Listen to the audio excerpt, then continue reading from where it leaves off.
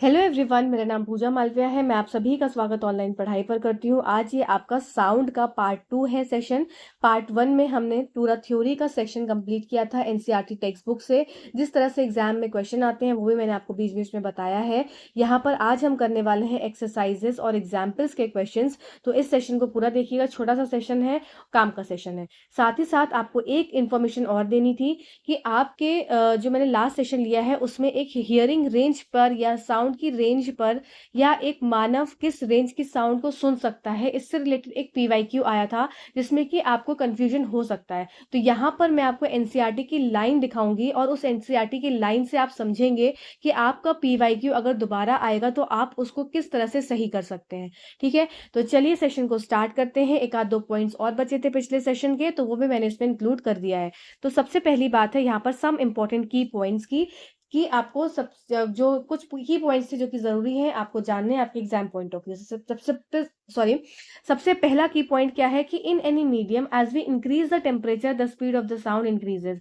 जैसे ही हम टेम्परेचर को बढ़ाते हैं, तापमान को बढ़ाते हैं, तो जो गति है साउंड की, जो ध्वनि की तीव्रता है, वो भी क्या हो जाती है, बढ़ जाती है। इसका मतलब हम ये कह सकते हैं कि टेम्परेचर के क्या डायरेक्टली प्रोपोर्शनल होता है speed of sound. Speed of sound मतलब कि जैसे जैसे टेम्परेचर, तापमान बढ़ाएंगे, साउंड की गति जो है वो भी क्या होती जाएगी, तीव्र होती जाएगी, तेज होती जाएगी। ठीक है, for example the speed of a sound in air is, अगर क्या स्पीड, जो गति है साउंड की, ध्वनि की, वो हवा में 331 मीटर पर सेकेंड है एट 0 डिग्री सेल्सियस। मतलब 0 डिग्री सेल्सियस के तापमान पर 331 मीटर पर सेकेंड क्या है, स्पीड ऑफ अ साउंड है। जैसे ही तापमान को कर दिया 22 डिग्री सेल्सियस, तो आप देख सकते हैं यहाँ पर गति 344 मीटर पर सेकेंड हो गई। ये एनसीईआरटी की लाइन से, तो आपको इसको एज सच याद करनी पड़ेगी। ठीक है, एनसीईआरटी की लाइन से ही उठके क्वेश्चन आते हैं, तो इसको जरूर याद करो, ये इंपॉर्टेंट लाइन है। So we can say that speed of a sound in a medium depends upon the temperature of the medium. किसी भी माध्यम में ताप बढ़ाने पर ध्वनि की चाल भी बढ़ती है। उदाहरण के लिए वायु में ध्वनि की चाल 0 डिग्री सेल्सियस पर 331 मीटर पर सेकेंड है तथा 22 डिग्री सेल्सियस पर 344 मीटर पर सेकेंड है। ठीक है, ये बात यहाँ पर क्लियर हो गई। चलिए अब बात कर लेते हैं। क्या आपको पता है कि साउंड की रेंजेस 3 तरह की होती है। पहली होती है इंफ्रासोनिक, दूसरी होती है ऑडिबल और तीसरी होती है अल्ट्रासोनिक। जो इंफ्रासोनिक साउंड रेंजेस होती हैं ये कौन निकालते हैं, जैसे एलिफेंट्स हो गए, फिर आपके और भी जैसे जीव हो गए, आपका रैट हो गया। तो ये सब क्या है, बहुत ही कम हर्ट्ज के साउंड्स को ये सुन सकते हैं। इसका मतलब कि जैसे कोई भी आपदा आती है, अर्थक्वेक आता है या कुछ भी आता है, सुनामी आती है, तो ये एनिमल्स पहले ही अलर्ट हो जाते हैं और अपनी स्थान को छोड़कर भागने लगते हैं। तो ये साउंड्स जो हो गई, सबसे पहली वाली साउंड जो आपकी साउंड रेंज की हम यहाँ बात कर रहे हैं, जिसमें पहली साउंड रेंज है आपकी क्या, इंफ्रासोनिक साउंड रेंज। ठीक है, इंफ्रासोनिक साउंड रेंज, तो ये होती है आपकी 20 हर्ट्ज से कम की साउंड रेंज। ठीक है, अब बात करते हैं ऑडिबल साउंड रेंज। तो ये ऑडिबल साउंड रेंज जो होती है, ये ह्यूमंस जो है इस साउंड को सुन सकते हैं। अब यहाँ पे थोड़ा सा कंफ्यूजन क्रिएट हो जाता है, जो कि आपकी एनसीईआरटी द्वारा कंफ्यूजन क्रिएट किया गया है, इसलिए मैंने यहाँ पर एनसीईआरटी की लाइंस लिख दी है, जिससे कि आपके लिए अगर कोई क्वेश्चन आता है तो आप उस क्वेश्चन को सही कर पाए। सबसे पहले समझेंगे कि जो आपकी साउंड रेंज है, जो ऑडिबल साउंड रेंज है, वो क्या है आपकी। तो यहाँ पर हो जाती है आपकी 20 हर्ट्ज से लेके आपकी ये रेंज है 20,000 हर्ट्ज तक। ठीक है, मैंने क्या बोला, 20 हर्ट्ज से लेके 20,000 हर्ट्ज तक साउंड की रेंज होती है, जो कि एक ह्यूमन क्या नॉर्मल ईयर सुन सकता है।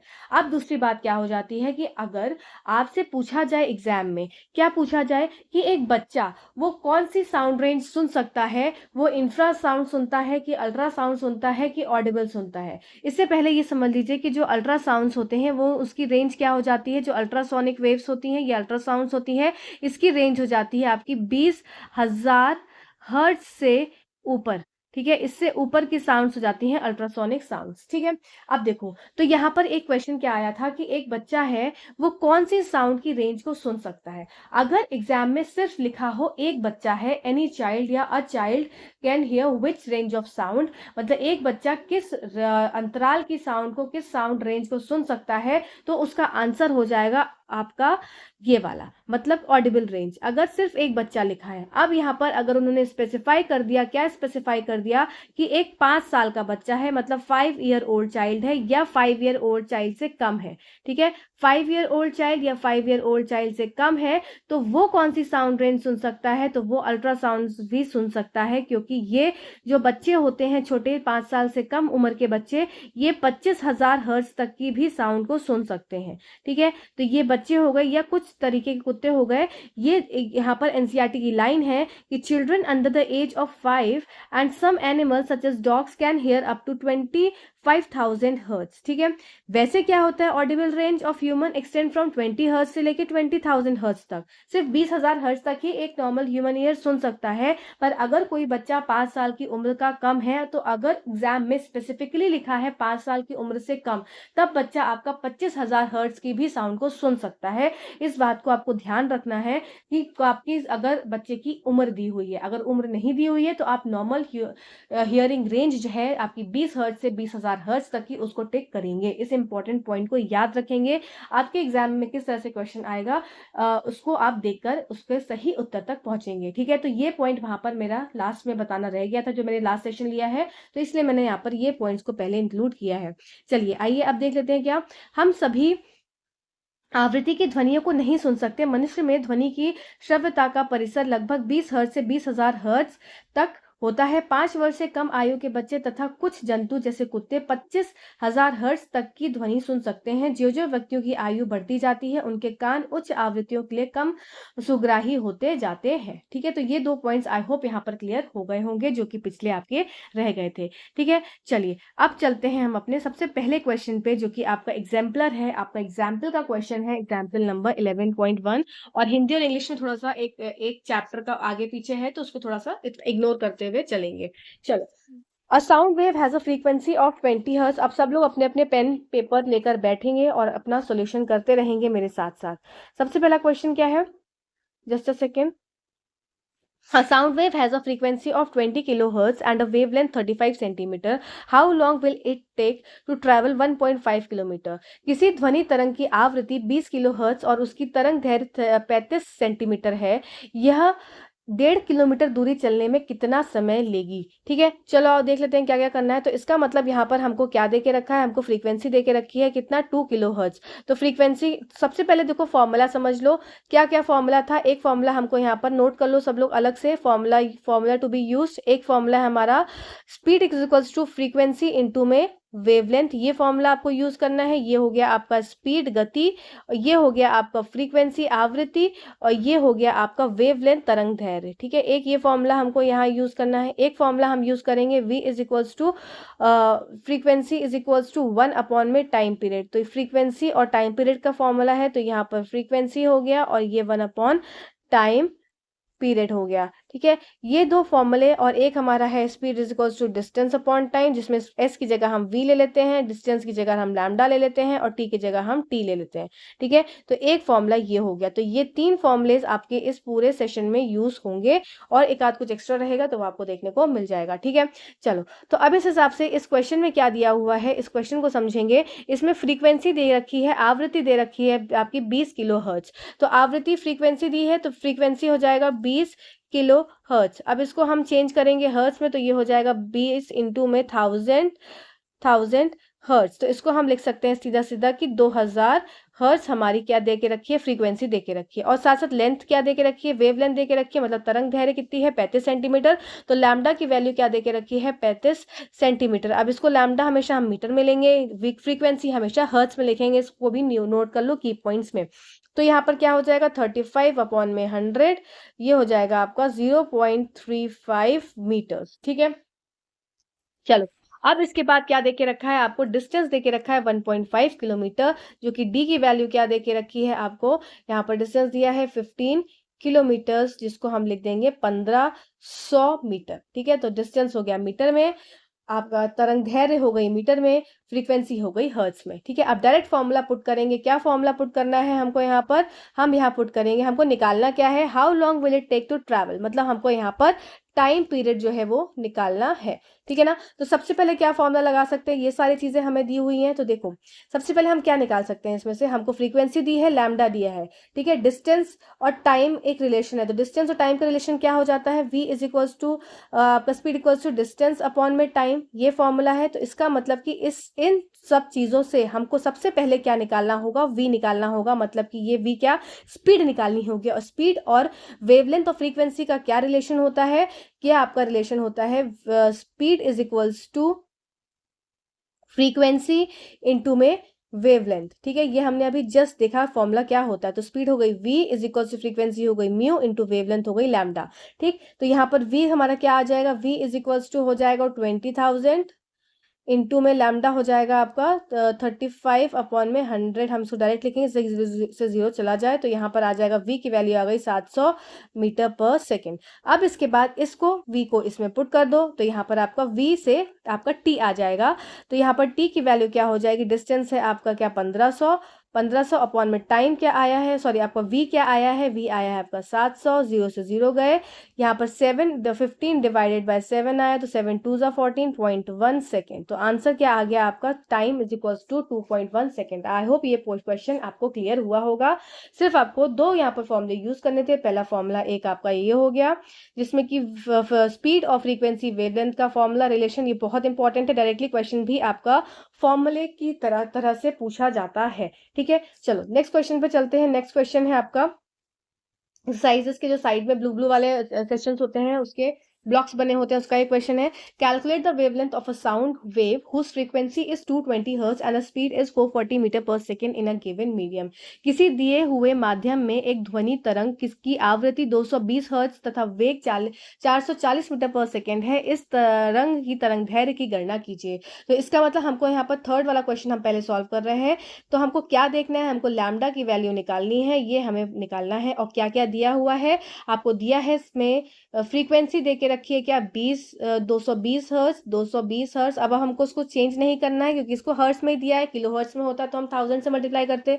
स्पीड दे के रखा है क्या, यहाँ पर आपको v की वैल्यू क्या दे के रखी है, आपको 440 मीटर पर सेकेंड, ठीक है।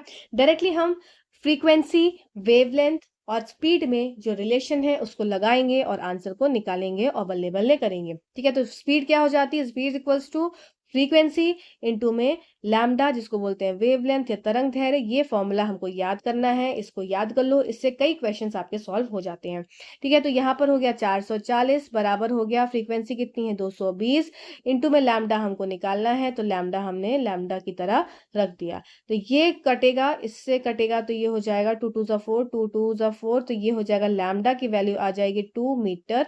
यहाँ पर आपका आंसर हो गया, ठीक है। चलिए अब नेक्स्ट क्वेश्चन क्या है आपका, नेक्स्ट क्वेश्चन, ये क्वेश्चन सबको समझ में आ गया। चलो अब फोर्थ क्वेश्चन करते हैं, इसको मैं रब कर देती हूँ। तो अब हम सॉल्व करेंगे क्या फोर्थ क्वेश्चन थोड़ा सा आसान है पर समझने का है। चलो और देख लेते हैं। A person listening to a tone of 500 hertz sitting at a distance of 450 metre from a source, ठीक है। एक पर्सन है, ये कोई ये XYZ एक कोई पर्सन है जो कि लिसन कर रहा है, कितना इतने फ्रीक्वेंसी की एक आवाज को सुन रहा है, और कितनी दूरी पर बैठा है, मान लो यहाँ पर बज रहा है क्या लाउड स्पीकर, अब जगराता चल रहा है और इस लाउड स्पीकर से आवाज निकल रही है, कितनी आपकी 500 हर्ट्ज की आवाज निकल रही है, और वो इसको सुन रहा है, और उसकी डिस्टेंस देख के रखी है इन्होंने कितनी आपको 450 मीटर्स, ठीक है। ठीक, what is the time interval between the successive compression from the source. अब देखो यहाँ पर एक ग्राफ होता है जो कि हमने कंप्रेशन संपीड़न और विलयन का ग्राफ था इस तरीके से। अब ये हो गया, देखो 2 सक्सेसिव कंप्रेशन की बात कर रहा है, स्रोत से मनुष्य के पास तक पहुंचने वाले 2 क्रमागत संपीड़नों में कितना समय अंतराल होगा। तो 2 क्रमागत आपका संपीड़न क्या हो जाएगा इसमें, इसको देखेंगे इधर। तो ये एक हो गया, ये कंप्रेशन हो गया, एक ये वाला, फिर ये नीचे रेयर फ्रैक्शन, और एक ये आपका कंप्रेशन हो गया। तो 2 कंप्रेशन के बीच की दो कंप्रेशन के what is the time interval between the two successive compressions, दो सक्सेसिव कंप्रेशंस के बीच का टाइम अंतराल निकालना है। इसका मतलब यहां से यहां तक आपकी एक साइकिल हो गई, फिर यहां से स्टार्ट हो जाएगी आपकी दूसरी साइकिल, ठीक है। तो अब इस सक्सेसिव कंप्रेशन, एक ये कंप्रेशन हो गया और ये कंप्रेशन, इसके बीच का हमको टाइम पीरियड देखना है। तो यहाँ पर इसका मतलब हमको सिंपल आपका टाइम पीरियड निकालना है, जो कि फ्रीक्वेंसी से आप डायरेक्टली निकाल सकते हैं। फिर से बात को समझेंगे, मैंने क्या बोला, टू सक्सेसिव कंप्रेशंस। तो ये कंप्रेशन हो गया, ये कंप्रेशन है, ये रेयर फ्रैक्शन है और ये कंप्रेशन है। तो एक ये कंप्रेशन हो गया, ये कंप्रेशन हो गया। अब इसके बीच का क्या निकालना है, what is the time interval between two successive compression. अब इसके बीच का टाइम पीरियड निकालना है। इसका मतलब यहां से यहां की आपको क्या है, एक लैम्डा, यहां से लेके यहां तक, यहां से यहां तक, कलर चेंज करके मैं बताती हूँ, यहां से लेके यहां तक, ये क्या हो गया, ये एक आपकी एक ऑसिलेशन कंप्लीट हुआ। इसका मतलब यहां से लेके यहां तक क्या है, वन वेवलेंथ है, ठीक है, एक तरंग दैर्ध्य है, एक ऑसिलेशन कंप्लीट हुआ। तो यही आपको निकालना है। अब इसको किस तरह से निकाल सकते हैं, फ्रीक्वेंसी हम, अब ये जो दे के रखा है ना, फालतू में कंफ्यूज करने के लिए दिया है। तो यहाँ पर क्या हो जाएगा, टाइम पीरियड क्या हो जाता है, time period equals to one upon, sorry, frequency का फॉर्मूला अगर मैं देखूं तो फ्रीक्वेंसी हो जाता है वन अपॉन में टाइम पीरियड। तो इसके हिसाब से टाइम पीरियड क्या हो जाएगा, टाइम पीरियड हो जाएगा वन अपॉन में 500 सेकेंड्स, ठीक है। इसको सॉल्व करेंगे तो 500 डिवाइडेड बाय इस तरीके से 1.000000 और फिर टू जा आपका 10, 1000, ठीक है। तो 0.002 सेकेंड्स आपका यहाँ पर आंसर हो जाएगा, ठीक है। तो आई होप ये पॉइंट यहाँ पर क्लियर हुआ होगा। क्या उन्होंने बोला था, आपको दो कंप्रेशन के बीच का समय काल बताना है, जो कि आप फ्रीक्वेंसी को इस तरह से रिलेशन में लगाकर निकाल सकते हैं, ठीक है। चलिए अब नेक्स्ट क्वेश्चन पे चलते हैं। नेक्स्ट क्वेश्चन क्या है, a person, just a second, हाँ, a person clapped his hand near a cliff and heard echo after 2 seconds. What is the distance of the cliff from the person if the speed of the sound v is taken to be 346 metre per second. एक मनुष्य किसी खड़ी चट्टान के पास ताली बजाता है। चलो देखो, अब मनुष्य बना लेते हैं। सबसे पहले ये हो गए हमारे मनुष्य जी, ठीक है, ये मनुष्य हो गए, और जो कि एक क्लिफ के पास खड़े हैं, क्लिफ के पास मतलब एक चट्टान के पास खड़े हैं, ठीक है, यहाँ पर चट्टान के पास खड़े हैं और अपनी गर्लफ्रेंड का नाम ले रहे हैं। A person clapped his hand, चलो ताली बजा रहे हैं, बड़े खुश हैं, near cliff and heard the echo after 2 seconds. तो यहाँ से इन्होंने जब ताली बजाई होगी, ये ताली बहुत ज्यादा खुश हैं कि भाई आज हाँ हो गई, तो जब इन्होंने ताली बजाई होगी तो इनको ताली जो सुनाई दी थी वो 2 सेकंड के बाद सुनाई दी थी। तो इसका मतलब यहाँ से इनकी आवाज गई होगी यहाँ पर, और फिर टकराई होगी और फिर ये आवाज आई होगी वापस, ठीक है, इस तरह से गई होगी इनकी आवाज, यहाँ से वापस आई होगी, ठीक है। चलो, what is the distance of the cliff from the person if the speed of the sound v is taken as 346 metre. तो यहाँ पर आपको क्या निकालना है, यहाँ पर आपको d की वैल्यू निकालनी है। तो इसका मतलब यहाँ पर क्या क्या दिया है, टाइम दिया हुआ है 2 सेकेंड्स का, d हमको निकालना है, ठीक है, और साथ साथ v दिया हुआ है, मतलब स्पीड देके रखी है 346 मीटर पर सेकेंड। सिंपल देखो, अब यहाँ पर एक बात समझोगे कि जब यहाँ से ये ताली बजाए तो इनकी आवाज गई यहाँ पर इस चट्टान तक, और चट्टान तक मान लो आवाज गई x। अब ये वापस आई, जब इनको सुनाई दी तो यहाँ से वापस आई, तो इसकी दूरी कितनी हो गई x। तो इसका मतलब यहाँ पर डिस्टेंस क्या हो जाएगा आपका, डिस्टेंस हो जाएगा आपका 2d। तो इसको d ना लेके हम क्या ले लेंगे, हमको यहाँ पर किसकी वैल्यू निकालनी है, हमको यहाँ पर 2d की वैल्यू निकालनी है, ठीक है, 2d की वैल्यू निकालनी है। इसका मतलब ये हमको फाइंड करना है। इसको हम कैसे क्या ले सकते हैं, इसको हम 2x ले सकते हैं, ठीक है, 2d हम इसको 2d निकालना है, इसका मतलब हम यहाँ पर इसको 2x ले सकते हैं। तो फॉर्मूला क्या हो जाएगा आपका, distance speed is equals to क्या हो जाता है, डिस्टेंस अपॉन में टाइम। तो डिस्टेंस क्या हो जाता है आपका, distance is equals to speed into में टाइम, ठीक है। अब हमको निकालना क्या है, यहाँ पर 2d निकालना है। जो जो चीजें निकालनी है वो चीजें लिख दो भाई। तो यहाँ पर 2x हो गया, बराबर हो जाएगा, स्पीड कितनी दे के रखी है 346 इंटू टाइम कितना दे के रखा है 2। तो यहाँ पर x की वैल्यू क्या हो जाएगी आपकी 346 इंटू में 2 अपॉन में 2। तो 2 से 2 गया और ये x की वैल्यू क्या हो जाएगी 346 मीटर्स, आपका आंसर हो जाएगा, ठीक है, इजी था। चलो नेक्स्ट क्वेश्चन पे चलते हैं।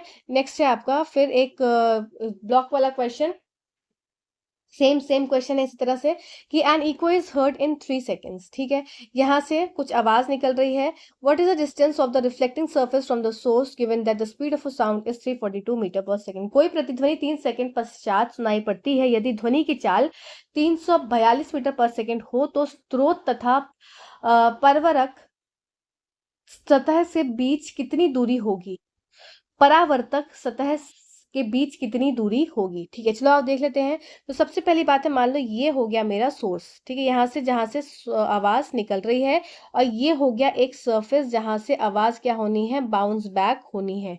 ठीक है, अब क्या क्या देके रखा है देखेंगे। तो यहाँ से अगर ये आवाज गई यहाँ पर, तो ये दूरी हो गई x। अब यहाँ से जब आवाज आई वापस, तो ये दूरी हो गई x। तो एक इधर x और एक इधर x, इसका मतलब यहाँ पर डिस्टेंस क्या ले लेंगे आप, डिस्टेंस की जगह लेंगे 2x। ठीक है, ये बात सबको क्लियर हो गई। अब देखो यहाँ पर स्पीड ऑफ अ साउंड कितनी दे के रखी है, v की वैल्यू क्या दे के रखी है, 342 मीटर पर सेकेंड।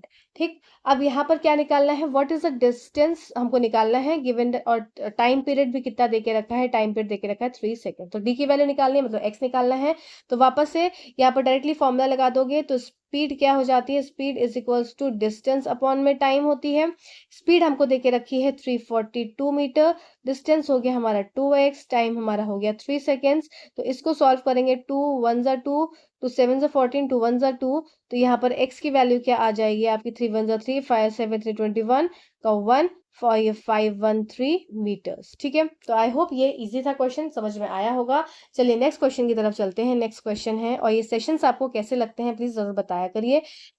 अब ये क्या है आपको, देखो अल्ट्रासाउंड का है, मतलब अल्ट्रासोनिक वेव का है, सोनार का क्वेश्चन है। तो सोनार के क्वेश्चन में क्या था, देखो किस तरह का था, ये आपकी शिप है, और शिप के पास क्या है, यहाँ से क्या होता है, ट्रांसमीटर ट्रांसमिट करता है अल्ट्रासोनिक वेव को, और यहाँ पे मान लो एक ऑब्जेक्ट है, और ये क्या करता है, रिफ्लेक्ट बैक करता है वेव को, जो कि डिटेक्टर डिटेक्ट करता है, ट्रांसमीटर ट्रांसमिट करता है। ठीक है, ट्रांसमीटर ट्रांसमिट कर रहा है।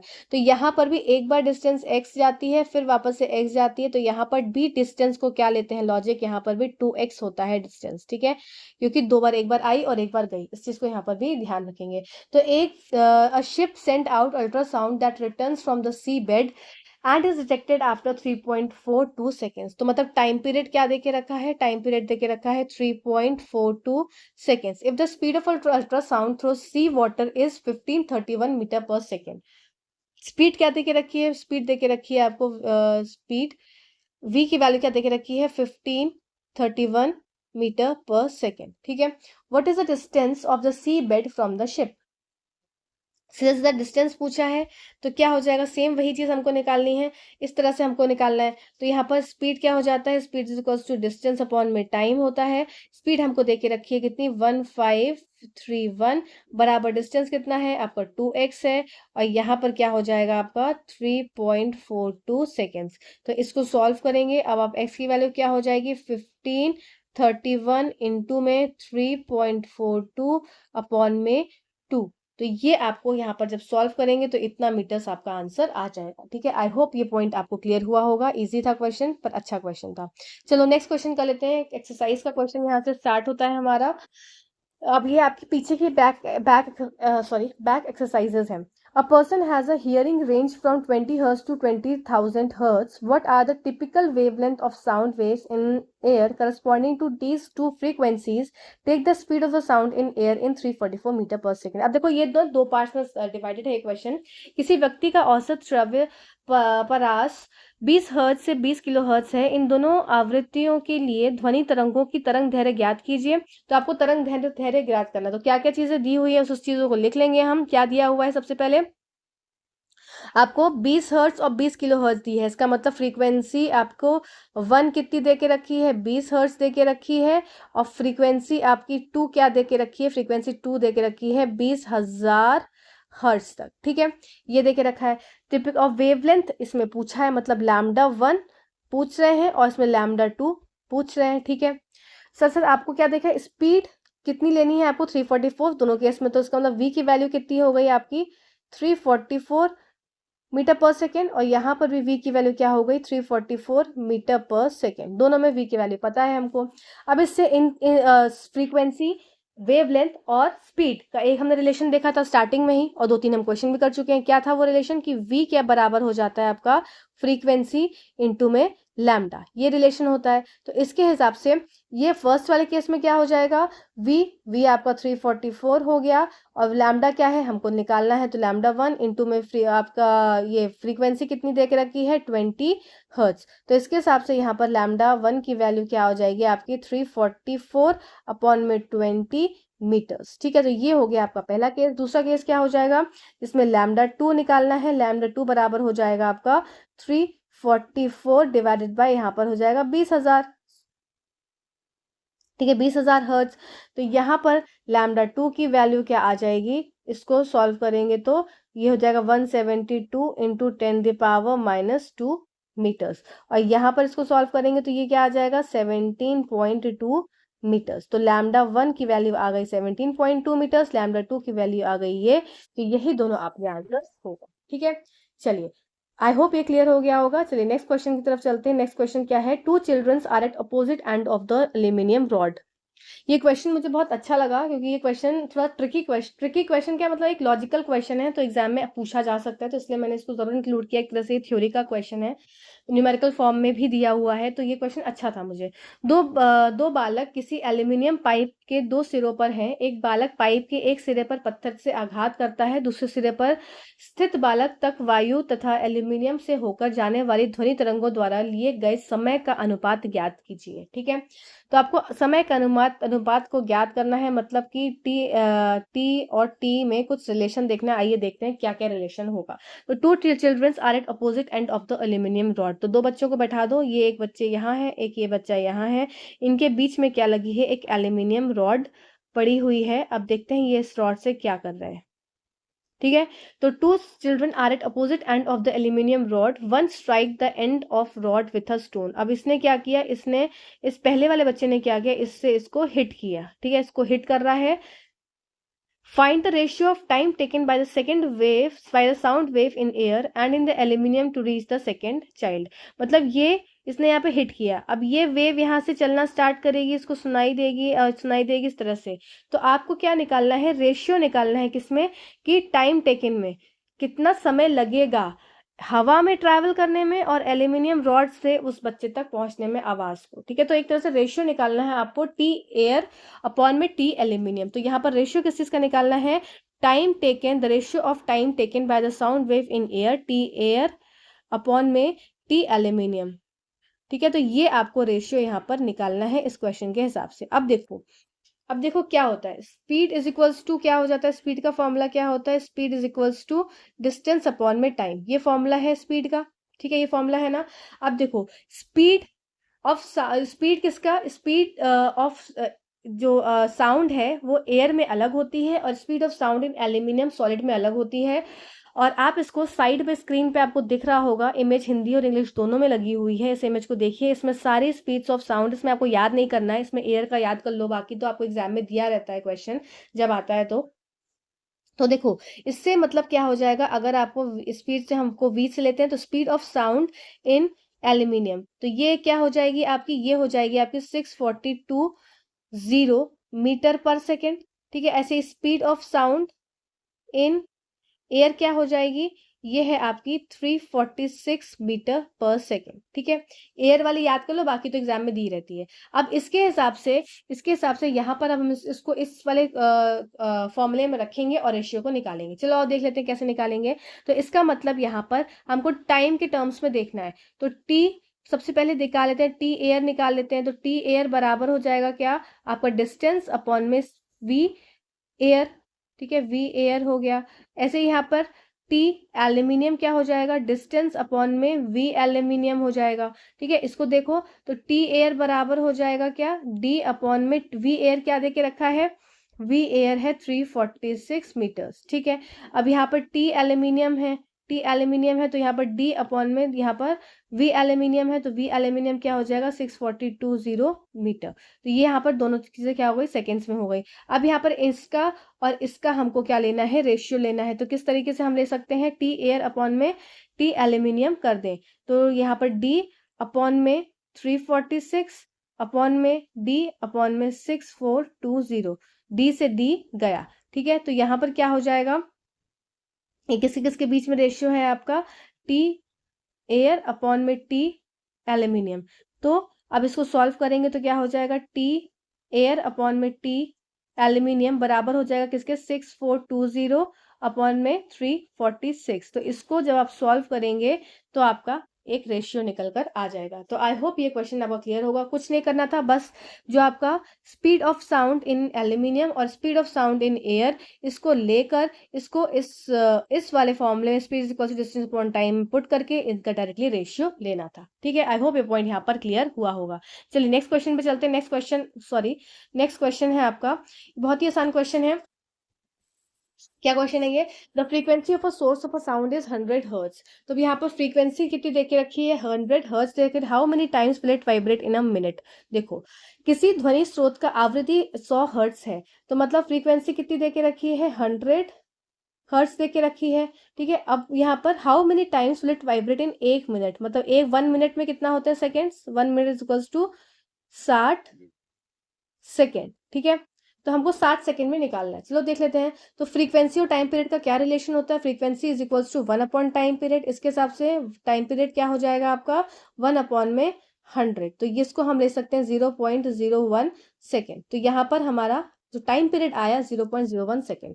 अब ये 0.01 सेकेंड क्या है? ये एक वाइब्रेशन है। ठीक है, the frequency of source of a sound is 100 hertz, how many times does it vibrate in a minute. तो 0.01 सेकेंड इतने टाइम में एक वाइब्रेशन हो रहा है। ठीक है, इतने टाइम में एक वाइब्रेशन हो रहा है, तो 1 सेकेंड में कितना वाइब्रेशन होगा? तो ये 1 अपॉन 0.01 वाइब्रेशंस हो जाएंगे। ठीक है, इसको हम कैसे लिख सकते हैं? 1 अपॉन, इसको ऊपर कर देंगे तो ये 100 वाइब्रेशन हो गए। इसी तरह से 60 सेकेंड में कितने वाइब्रेशन हो जाएंगे? 60 इंटू में 100, तो ये आपके 6000 वाइब्रेशंस हो गए आपके 60 सेकेंड में। ठीक है, कैसे हमने किया? देखो कैसे हमने किया। ये आपका जो फॉर्मूला होता है V frequency is equals to 1 upon time period, तो ये फॉर्मूले से हमने क्या निकाल लिया? टाइम पीरियड निकाल लिया। तो ये टाइम पीरियड जो आया वो एक वाइब्रेशन का आया, कि एक बार वाइब्रेट हो रहा है कितना? इतने सेकेंड में एक बार वाइब्रेशन हो रही है। ठीक है, तो 1 सेकेंड में कितनी बार वाइब्रेशन होगी? इतने सेकेंड में एक बार वाइब्रेशन हो रही है, तो 1 सेकेंड में इतने बार वाइब्रेशन होगी। यूनिटरी मेथड लग रहा है, तो 60 सेकेंड में इतने बार वाइब्रेशन होगी। ठीक है, आई होप ये पॉइंट यहाँ पर क्लियर हुआ होगा। चलिए नेक्स्ट क्वेश्चन पे चलते हैं। नेक्स्ट क्वेश्चन हमारा 12th क्वेश्चन, थोड़ा सा घुमाने वाला क्वेश्चन है, इसको एक बार कर लेना, दोबारा एक बार और रिपीट कर लेना, तो ये क्वेश्चन आपको अच्छे से समझ में आ जाएगा। ठीक है, चलो। A stone is dropped from a top of a tower 500 metre high. एक स्टोन बना ले, एक स्टोन है, देखो स्टोन बना लो यहाँ पर, ये है स्टोन। ठीक है, और ये है क्या? एक टावर। ये स्टोन ऊपर से फेंका गया एक हाई, और जो कि टावर आपका कितना है? 500 मीटर का ऊंचाई का ये टावर है। ठीक है, और ये यहाँ पर नीचे है पानी, तो नीचे हम बना लेते हैं पानी। तो यहाँ पर है एक पॉन्ड जिसपे ये बॉल गिर रही है। ठीक है, अब देखो क्या क्या चीजें हैं, इसको कैसे कैसे करना है। A stone is drop from a top of a tower 500 metre high. अब देखो ऊपर से नीचे गिर रहा है, इसका मतलब यहाँ पर क्या हो जाएगा? यू की वैल्यू क्या हो जाएगी? 0 हो जाएगी। थोड़ा मोशन वाले चैप्टर पे भी घुसना पड़ेगा यहाँ पर, क्योंकि अब यहाँ से देखो जी का मान दिया है, इसका मतलब मोशन वाला फॉर्मूला लगेगा ही लगेगा। ठीक है, तो यहाँ पर यू क्या हो गया? 0 हो गया, ऊपर से ना, ऊपर से फेंक रहे हैं तो। of a pond water base, what is the splash heard when is the splash heard at the top। तो इसका मतलब जब ये नीचे गिर रहा है, तो नीचे गिर रहा है, तो इसका मतलब कि अभी सबसे पहले हमको यहाँ पर इसका टाइम पीरियड ज्ञात करना है। तो आप देख लेते हैं क्या क्या चीजें हम कर सकते हैं।